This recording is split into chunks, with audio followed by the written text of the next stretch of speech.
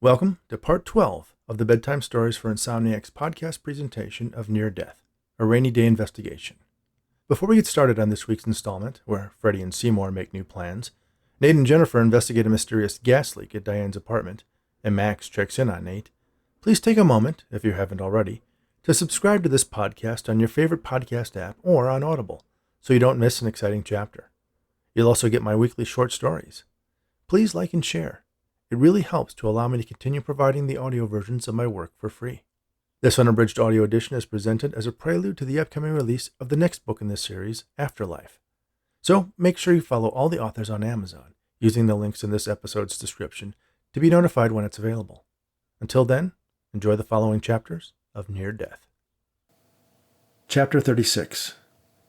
Seymour and Freddie sped away. "Slow down," Seymour snarled at his skinny companion. Freddie eased off the gas and continued driving. "What the hell? You had to get your stupid $20 hot dog? How did he know you were there?" Freddie asked. "I don't know. I guess the same way he knew we had been at that house." Freddie thought about it for a moment, then reached a conclusion. "He knows who we are." "Yeah, that's obvious. But how does he know where we are?" "Maybe the cops got us under surveillance." "Nah, they would have grabbed us by now." "I should have put 2 bullets in him. They said on the news he was on medical leave from the department. You think he's working on his own?" "Not unless that arm in a sling is an act. And the way he was running, he's not in any shape to write parking tickets, let alone chase us down. And if he knew anything, he'd tell his buddies on the force. So what's his game?" "Whatever it is, I'd bet he's got every cop in the city looking for this car. We gotta ditch it. Pull into this parking garage." Freddie drove the lot into the garage. He put on a baseball hat and a pair of glasses before rolling down his window to take a ticket and entering the structure. "Head to the roof. Less of a chance anyone will spot it." "So, what are we going to do?" Freddie asked. "Get out of town?" "We still need to pay off Deuce. If he gets word that we skipped town, we won't be safe anywhere. We have to get that cop off our backs." Seymour considered their options. "We have to finish what you started." Freddie looked at his partner. "Maybe Deuce can help. After all, he won't see any money if we end up behind bars." They arrived at the top of the parking garage and pulled into a corner spot. They got out of the car, emptied a couple of large duffel bags from the trunk, and headed for the nearest stairway. Chapter 37. The scene outside of the Oakley Arms was chaotic. The entire building had been evacuated when the fire alarm was pulled. At least 6 fire engines and ambulances were present, and twice that many police cars had set a perimeter around the building. Diane sat in one of the ambulances. A mask supplying oxygen covered her nose and mouth. A paramedic monitored her vital signs. "How are you feeling?" the young ambulance attendant asked. "A little nauseous," Diane replied. "That should pass. How long were you in there?" "Just a few minutes. I almost fell asleep." "Lucky you didn't." "I guess," Diane replied.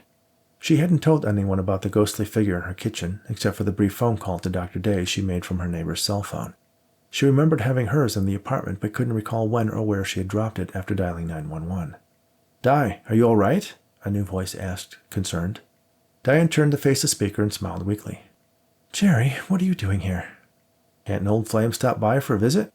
"Usually they call first," she said. "I did. You didn't answer." Diane remembered her lost phone. "Oh, right. Lost my phone somewhere in the confusion. You could have left a message." "I did that too, but then the news was saying there was a fire in your building, and I just wanted to make sure you were okay." Diane retained a degree of skepticism that Jerry could easily sense. "And," he continued, "I wanted to find out why you were telling some cop that I was harassing you." "What?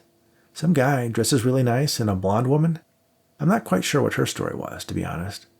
"Detective Raney and Dr. Daye? They talked to you?" "They paid me a visit." "I'm sorry, I didn't tell them anything like that. They must have..." "Must have what?" "I've just been having some problems at my apartment. They're looking into it for me." Jerry became suddenly concerned. "What problems?" "Just strange things. And this afternoon I came home to a gas leak in my kitchen." Jerry shook his head. "These old turn-of-the-century places are death traps. I hardly ever touch that stove. I usually use the microwave." Jerry felt a hand on his shoulder. He spun around to find Nate and Jennifer standing behind him, accompanied by a uniformed police officer. "Hi again, Jerry," Nate said. "I thought I told you to stay away from Diane." "And I told you we're friends. I was concerned about her." "It's okay," Diane said. "Jerry was just worried. It wasn't him." Did you see your guest again? Jennifer asked. You mean the ghost? Diane asked, not caring if anyone else knew at this point. Yes, and I think he saved me. You had a gas leak in your apartment, Nate said. Hypoxia can cause hallucinations. It wasn't a hallucination. I left work early. I've been putting in 16-hour days. Stopped at the grocery store, and I got a phone call as I was coming in the door. I smelled something, but it didn't register as gas right away. I was upset because the call was from work. They wanted me to come back in. I remember just wanting to close my eyes for a minute. Then there was a crash. He broke a cup in the kitchen. The noise woke me up. If he hadn't, I'd be dead now. I believe you, Jennifer said, stepping forward. You're not the first person to be helped by a spirit. Why are you talking about ghosts? I want to know who the cops think started the leak, Jerry said. Are you volunteering to go to the top of the list? Nate asked. Look, I told you I came here to see if she was okay, not to try to kill her. Stop it, Diane said. She turned to the paramedic. Am I okay to go? The young man frowned. Your vitals are fine, but if you feel any lightheadedness or if the nausea gets worse, get yourself to the ER, he advised. Diane took off the mask and stepped out of the ambulance. I think I'm going to find a hotel for the night. Miss Collins, Nate said. Can we have the keys to your apartment? I'd like to have a look around if that's okay with you. Diane considered, then realized she had left everything in her apartment. I left my keys, my wallet, my phone, everything inside. I guess I have to go back in there after all. We can go for you, Jennifer offered. I can grab some clothes for you too, if you like. Actually, I have an earthquake bag in my front closet. If you can grab that for me, I'll be fine. There's a motor lodge up the street. White house, white fence, something with white in it. You can't miss it. We'll find it, Nate promised. Come on, Jerry said. We can put your room on my credit card. Thanks, Diane said. Thank you all. We'll talk more later, Jennifer replied. When you're ready, I want to hear everything about what you saw. Diane added a promise to do so, then walked off slowly, allowing Jerry to support her by one arm. Nate got the attention of a nearby uniformed officer. Detective Raney, the officer said, surprised. Nate didn't know the young man, but obviously getting shot had come with a degree of notoriety. Would you mind making sure Miss Collins gets to where she's going safely? He nodded at Diane, slowly walking away with her arm draped over Jerry's shoulder. No problem, sir. The officer fell and stepped behind the couple, and Nate felt relieved. You still think he's the source of her problems? Jennifer asked. More than ever, Nate responded. He turned to Jennifer. She has a gas leak not more than a couple hours after we talked to him. Then he's here to comfort her afterward? Some crazy Munchausen white knight thing going on here. I don't trust him one bit. Or he's a friend concerned for her well-being, just like he said. Nate shook his head. I think I've seen a bit more of the dark side of humanity than you have. Trust me, people are seldom what they seem. That's a very cynical point of view. No wonder you're a skeptic. Nate ignored her comment and searched for a familiar face among the gathered first responders. He walked up to a man in a white shirt with black epaulets and a badge pinned to his breast pocket. Gary, how's it going? Gary Fitzhugh, the fire inspector, turned toward Nate and smiled. Nate Raney, how are you? More importantly, how is that old uncle of yours? He's doing well. Just saw him the other day. I heard what happened to you. Yeah, Nate answered, glancing down at his slung arm. Forgot to duck. Fitzhugh laughed. What can I help you with? Is the building cleared yet? He nodded at Jennifer. We know the woman from 10H. I was hoping to take a look around, after you've done your thing, that is. Oh, we're done. What did you find? Looks like someone was cleaning the stove. The knobs were off, and the burners got turned on without igniting. We see that quite often. Diane didn't say anything about cleaning, Jennifer said. Gary shrugged. Maybe she had a careless cleaning lady. Maybe the super stopped by. Could it have been intentional? Nate asked. Certainly, the fire inspector answered. But there was no sign of forced entry. Miss Collins said that her door was locked when she got home. She might have done it accidentally before she went to work, and just forgot about it. She seemed to be under a lot of stress. You checked for prints? Yeah, but this stove was wiped clean. That's why we think someone was cleaning and didn't realize they had turned on the gas. Or they were hiding their trail, Nate suggested. Well, CSI took a look, and unless we find any evidence to the contrary... Thanks, Gary. So we can go up? Nate asked. Sure, but you'll have to take the stairs. The elevators got locked down when the fire alarm went off, and we haven't reset them yet. Nate winced at the notion of climbing 10 flights of stairs with his tweaked ankle. You could try the service elevator, a voice suggested. Nate and Jennifer turned around. Rose was standing behind them, smiling warmly, her hands knotted together in front of her. Hi, Jennifer said.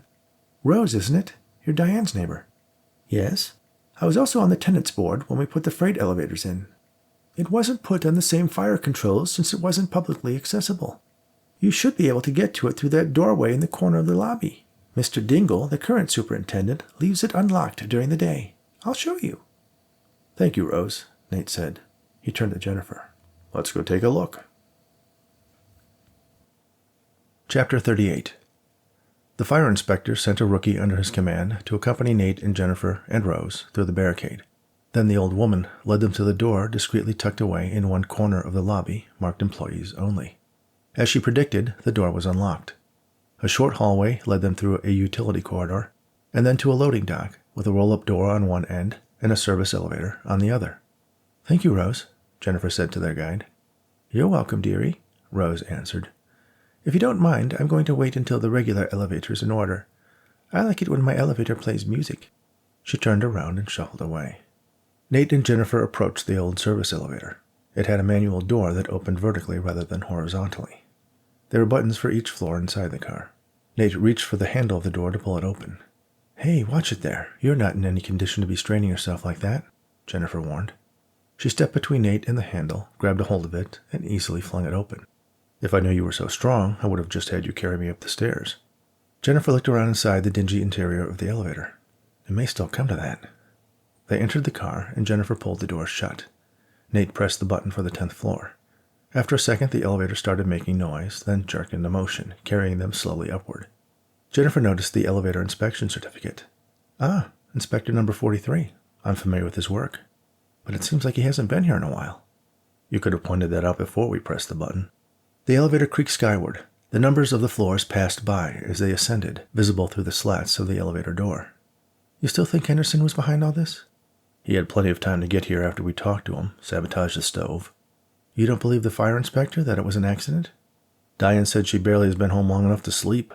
I very much doubt she decided to give her kitchen a good spring cleaning. Maybe it was the building super. Too many maybes, Nate said. When you have to work that hard to explain something away, chances are you may want to give it a second look. Jerry seemed genuinely concerned about Diane. Yeah, he shows up to comfort her after she nearly dies. How convenient. Maybe the ghost turned on the gas, Nate suggested sarcastically. I don't think so, Jennifer replied.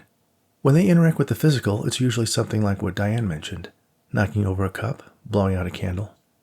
Sounds like ghosts and the wind have a lot in common. Jennifer smiled, realizing Nate was not making a serious suggestion. Well, either the wind or Diane's ghost saved her life. I'm guessing the gas was so strong in her apartment because the windows were closed. So I'm betting on the ghost. Nate shook his head. He watched the numbers go by and saw the elevator car pass 9 and then 10. Hey, didn't we press 10? He jammed his thumb against the button over the number 12, but the elevator kept on moving. Press the stop button, Jennifer suggested. Nate jabbed at the red button, but the elevator continued its upward trajectory. There was a loud bang. The car stopped suddenly, throwing Nate and Jennifer off balance. The motor for the elevator kept on grinding away, humming and screeching, but the car wasn't moving. Looks like we're stuck between floors, Nate said. Why is it still trying to move? Jennifer asked. I don't know, but I don't like the sound of that. The elevator jerked up about a foot, made another loud bang, then something snapped off the bottom of the car. They couldn't see it, but they could hear something large hitting the sides of the elevator shaft as it fell to the basement. Nate pulled out his wallet and fished out a metal rectangle with various shapes cut into it. He used one corner as a screwdriver and removed the screws from the cover of the elevator control panel. Do you have any idea what you're doing? Nope, but I'm hoping we can shut it down before that cable snaps. Okay, I'm all for that. Can I help? Nate inspected the collection of wires leading from the buttons. What's your favorite color? Blue, Jennifer answered. Nate reached for the blue wire with a recessed wire snipper on his wallet tool. No, red, Jennifer shouted. Nate looked at her and she shrugged. I'm discovering I'm not very confident in life-threatening situations. Of course, this is the first one I've been in, so I don't have a lot to go on. Don't worry, we'll get out of this, he said calmly. Nate reached for the green wire and sliced through it. The elevator motor died with a whine. They both breathed a sigh of relief. Let's see if we can get out of here, Nate suggested. He and Jennifer both grabbed the door handle and slid it open. They were between floors, but he could get enough of a grip on the second door to open it wide enough to make an opening they could fit through. You go first, then you can help me out, Nate suggested. Jennifer nodded. She climbed up to the opening and pulled herself through. Then she reached back to give Nate a hand. The elevator slipped and jerked down a few inches. Nate was knocked off his feet. He got back up, reached up with his good arm to grab Jennifer's outstretched hand. She pulled on him, and he managed to get most of his body through the opening and onto the 12th floor. The elevator groaned again. Nate's feet were still inside the car. Jennifer grabbed the collar of his jacket and pulled back while he brought his knees up to his chest. The elevator cable snapped, and the car dropped down the shaft, screeching and sparking until it crashed into the basement floor. Nate found himself with his head in Jennifer's lap. He looked up at her. She smiled. "Thanks," Nate said. "Anytime," she replied. "And by any time, I mean I hope we never have to do anything like that again." Chapter 39. Nate and Jennifer exited the stairwell on the 10th floor. The journey obviously took a toll on Nate's ankle, and he walked with a pronounced limp at this point. "Let me help you," Jennifer said. She took his good arm and wrapped it around her shoulder so he could use her for support. "Thanks," Nate acknowledged reluctantly. It wasn't that he felt emasculated by accepting help from Jennifer, but rather that he needed help at all. This physical recovery wasn't exactly speeding along, and now with his ankle hurt, there would be more delay. "You sure you still want to take a look at Diane's apartment?" she asked. "We should get you looked at." "We need to wait for them to get the elevators operational, so we might as well use the time to investigate." They arrived at Diane's door. It was unlocked. Jennifer pushed it open, and they walked into the apartment. Nate took his arm from around Jennifer's shoulders and supported himself on the back of a chair. Jennifer found Diane's phone, gathered up the groceries, and carried them to the kitchen. Her nose caught a scent. "You smell that?" she asked. Nate sniffed. "Smells like flowers." "Roses," Jennifer replied. "Do you see any flowers around here?"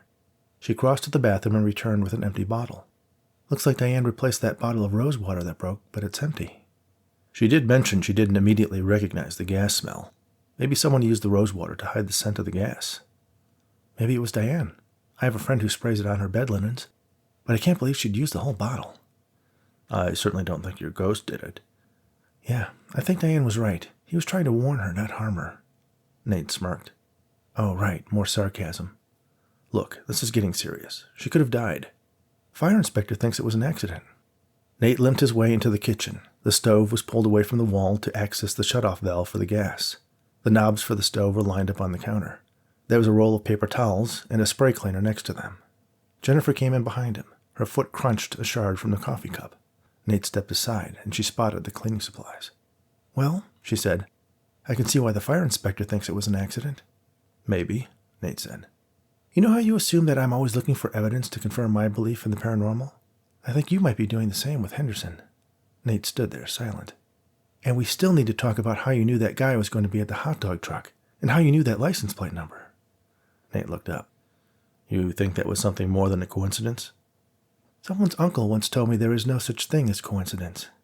Listen, you had some kind of spell in the van, and then the first thing you said was hot dog, and we go to Soma, and there's the guy. Then I get his license plate, and it turns out you already knew it, because it was the first thing you said when you woke up after a near-death experience. That's a lot of coincidences." "And that's all it is." Jennifer stared at Nate. She nodded and bent down to pick up the pieces of the shattered coffee cup. "Well," she said, placing the shards on the counter, "I guess we'll settle this once we've found out exactly what's going on in this apartment. I have a feeling this is going to be a very interesting stakeout." Chapter 40. Nate had Diane Collins' case organized on a large whiteboard in his living room. Well, half of the whiteboard. The other half he had devoted to notes and thoughts on the Axman case and Luther Laramie. He wasn't willing to admit yet that the two were related. Madge lay on her spot on the sofa, watching him. He was resigned to the fact that he had a dog now, and found himself enjoying her company. She actually behaved rather well when she could see him. He stepped back from the board. The medical walking boot he had been given at the doctor's office made a hollow clunking sound against the wooden floors. Jennifer had insisted he go to the hospital after they had reported their experience with the freight elevator. The building superintendent didn't seem surprised at the news. He rarely used the old thing himself, and the tenants all knew it was a death trap. Nate talked Jennifer into going to an urgent care clinic instead of the ER. They did an x-ray and some blood tests, and the physician's assistant told Nate he had a severe sprain, but nothing appeared to be broken. A week in the boot was prescribed, and Jennifer drove him home, insisting that his injury was not serious enough to serve as an excuse to get out of their stakeout at Diane's place. When he got home, he realized that he had spent the better part of the day with Jennifer. They had passed the time in the waiting room at the clinic exchanging stories of childhood injuries. She had offered to treat him to dinner since he had bought lunch, but he was exhausted and he accepted a rain check instead. She recalled that while she was running around with Nate, her staff was being relocated to yet another office, and she was not anxious to see which level of hell the dean had condemned them to. Nate changed clothes before making himself a sandwich from what he could scrounge from his relatively bare pantry and refrigerator. He still hadn't had time to shop since he'd gotten back from the hospital. He ended up with a marmalade and cream cheese sandwich, something akin to what his mother used to pack in his lunchbox for school. It wasn't bad, but he made a note to get some meats and cheeses in the morning when he went to the market for the stakeout supplies. He enjoyed cooking, but decided that he wouldn't purchase anything that needed an elaborate preparation, since he was effectively down one hand. He regarded the whiteboard. A portion of a map showed the location of Diane's apartment, her office, and Jerry Henderson's place. Between them, he had a small sticky note indicating the travel time between Diane's and Jerry's homes. On another part of the board, he had a timeline for the day. When he and Jennifer encountered Henderson, when Diane made her 911 call, and when they saw Henderson with her outside of the building. Jennifer was right. Nate wanted to believe that Henderson was behind all of Diane's trouble, and the timeline fit, but barely. There was time for Henderson to get to Diane's place after Nate and Jennifer had confronted him, and before Diane got home, to stage the stove to appear that she had accidentally turned on the gas while cleaning. But the logic didn't fit. Why would Henderson risk showing up at Diane's place so soon after his encounter with Nate and Jennifer, let alone try to scare her with a gas leak? How did he even know she'd be home early? Or did that change in her schedule throw his plan off? He considered that Henderson wasn't trying to scare her and actually wanted her dead. But as much of a deadbeat loser Nate thought Jerry was, he didn't figure him for a killer. Besides, Jerry had worked for the gas company. He likely would have made his sabotage a little less obvious. He could have easily moved the stove away from the wall, loosened the gas line, and moved it back. Staging a careless cleaning accident didn't fit with Jerry's character. He doubted Jerry had ever cleaned a stove in his life, which led back to the fire inspector's explanation. Diane had accidentally turned on the gas while cleaning the stove, got distracted, and then came home to a gas-filled apartment. Was it possible it was all Diane? Was she unintentionally, or even subconsciously, responsible for everything that had happened so far? The result of an overactive imagination and overstressed work life? If that was the case, maybe the stakeout Dr. Daye and her team wanted to do was just the thing she needed to put her mind at ease. It would reassure her that there were no supernatural entities at work, and she could process the stress of her job without the notion that she was haunted by a ghost. His phone rang. It was Jennifer. "Raney," he said as he answered. "I know," Jennifer replied. "I called you." "Sorry, habit," he explained. "I just wanted to give you the new address for our offices. Can you meet me there Saturday around 11? We can head to Diane's from there." "Sounds good," Nate answered. He wrote down the address she gave him. "Hey, how is the new office?" "I have no idea. I won't get a chance to check it out until Saturday myself." "How are you?" Jennifer asked. "Is your ankle feeling better? I keep picturing you hobbling around with your foot in a boot, your arm in a sling, and Madge trying to trip you up." Nate laughed at the image. "I'm getting by fine, thanks for asking. I think I'm going to sit out the marathon next weekend, though." It was Jennifer's turn to laugh.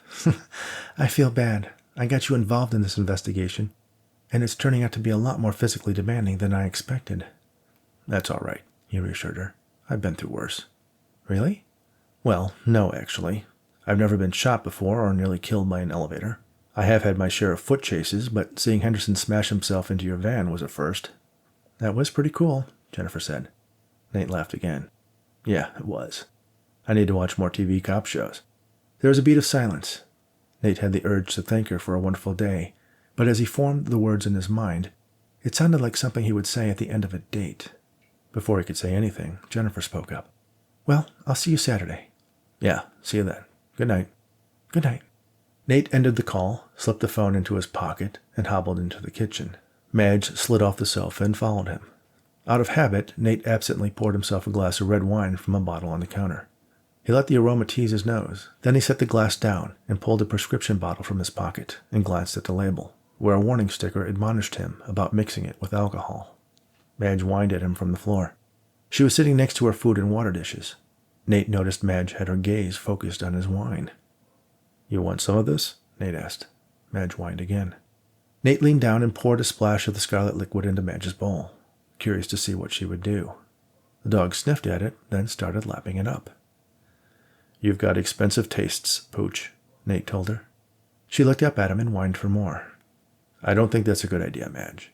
He reluctantly poured the rest of the glass down the sink. The coffee maker beeped. Nate reached into a cabinet with his good hand. He grabbed a couple of travel mugs, opened the tops, and filled them with hot coffee. To one, he added a dash of cream from the refrigerator, screwed the tops on the cups, and tucked them inside his sling. He crossed back through the living room to the front door and walked outside. Directly in front of his house was a police cruiser. The passenger side window rolled down as Nate approached. "Good evening, Moore, Amari," Nate said to the man and woman sitting inside the car. They smiled a greeting. He held up one of the travel mugs. "You didn't have to do that, Detective." Amari held up a styrofoam coffee cup. Nate caught the scent of the coffee from the car. "Smells like I did. Here." He passed them the thermos cups. Moore opened his cup and took a sip. "Can't argue with you there." "Hey, did you bring one for me?" Max asked. Nate turned and saw his partner standing on the sidewalk behind him. "Don't you have a robbery and attempted murder to investigate?" "Well, I figured since you were catching all the breaks in your case, I'd stick as close to you as I can. Maybe one will come my way." "I have a feeling that whatever luck I had earlier has run out." Max moved a little closer and lowered his voice. "Nate, have you considered that you didn't accidentally run into these guys, but they've been tailing you?" "You think I was a target?" "No, not initially at least, but maybe something's changed." "Geez, if this was any other case, you'd be telling me all this." Nate nodded. It was the same point Jennifer was making. He was too close to this investigation to have an objective viewpoint. "Come on, I want to do a walkthrough of your house, make sure everything is locked up tight." "Thanks, but that's not necessary. I'm not an invalid." Max made a point of glancing at Nate's sling and the boot that encased his foot. "I can still kick your ass," Nate asserted. "Just make sure no one can sneak in while you're sleeping. Do you have an alarm system in that old place?" "I have Madge," Nate answered. "What the hell is a Madge?" "My dog." Max laughed. "I tell you to get a girlfriend, you get a dog. Well, I guess that's better than nothing. Keep your phone and your gun nearby. These officers are instructed to check on any lights that come on, so if you have a weak bladder, expect a knock at the door." Nate sighed. "Now you know what it's like to be on the other side of that Raney stubbornness." "I'm not stubborn," said the man who made me pee in a Pepsi bottle on a stakeout. "No one told you to drink a gallon of coffee." Max turned to the officers in the car. "I want status reports every 15 minutes. 10-4, Detective," Amari answered. Max wished everyone a good night and walked back to where he parked his car. Down the street, in a black Mustang convertible with the top up, sat Seymour and Freddie. Freddie watched the interaction between Nate and his bodyguards in the side view mirror. "What do you think?" he asked his partner. "I think the longer we wait, the harder it'll get." The headlight of Max's car lit up the inside of the convertible as he drove by. They both ducked down until he passed. Freddie looked to his partner and gave a nod. Chapter 41. Nate woke with a start. He glanced at the glowing numbers on his alarm clock. 3:05. He slowly and quietly sat up and pushed aside his bedding. He paused to listen. There was a faint bump, as if someone was trying to navigate an unfamiliar room in the dark. He reached down to the gun safe under his night table and pressed his thumb against the fingerprint sensor. The safe popped open, and he took the gun out. Holding it in his left hand was still a bit awkward. He swung his legs down onto the floor and silently got to his feet. Nate always saw well in the dark. The faint red glow from the alarm clock was enough for him to make his way from the bed to the door. He cautiously peered into the hallway toward the stairway. He thought about the squad car outside and turning on a light to alert them, but that would likely alert the intruder as well. The hallway was empty. He waited a moment, listening and watching. There was nothing. He stepped out of his bedroom and made his way toward the stairs. One at a time, he descended the steps, keeping his eyes and ears open. Another sound caught his attention, a tapping, as if someone was rapping against something wooden. It stopped. Nate continued down the stairs to the hallway. There was a faint light from a street lamp slipping in through a crack in the curtains. He peeked into the living room. The front door was closed. Considering there was a police car parked in front of his house, it was unlikely any intruder would have tried to enter through there. He turned in the opposite direction toward the kitchen. The clicking sound echoed in the darkness again, followed by a plaintive whine. Nate reached for the kitchen light switch and turned it on. Madge looked up at him. Nate looked over at her kennel in the corner of the kitchen. The door was still closed. "You know, one of these days you're going to have to tell me how you do that." There was a knock at the front door. Nate was startled until he realized he had turned on the lights. He crossed back into the living room and unlocked and opened the door. Amari stood in the doorway, her hand resting on her gun. "Everything all right, Detective?" she asked, eyeing the gun in his own hand. "Yes, just the dog."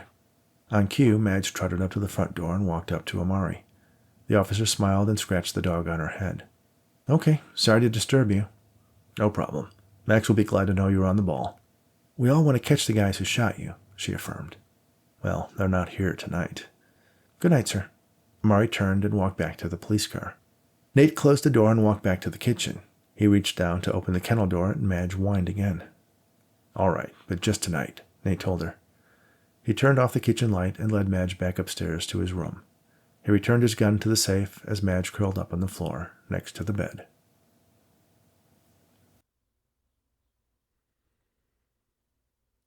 Thank you for listening to Part 12 of Near Death, a Rainy Day investigation on the Bedtime Stories for Insomniacs podcast. Near Death was written by Rich Hosek, Arnold Rudnick, and Lloyd Auerbach. I hope you're enjoying the audio version of this novel. Please remember to share Near Death and my weekly short stories with your friends or anyone who enjoys audiobooks. You can find out more about the Rainy Day Investigation book series at raineyandday.com. That's RANEY and DAYE.com. You can also follow me on Twitter at Rich Hosek, give us a like on Facebook at Rainy and Day, and don't forget to check out my books on Amazon and follow me there to make sure you get notified when Book 2, Afterlife, is released. Thanks again, and all the very best.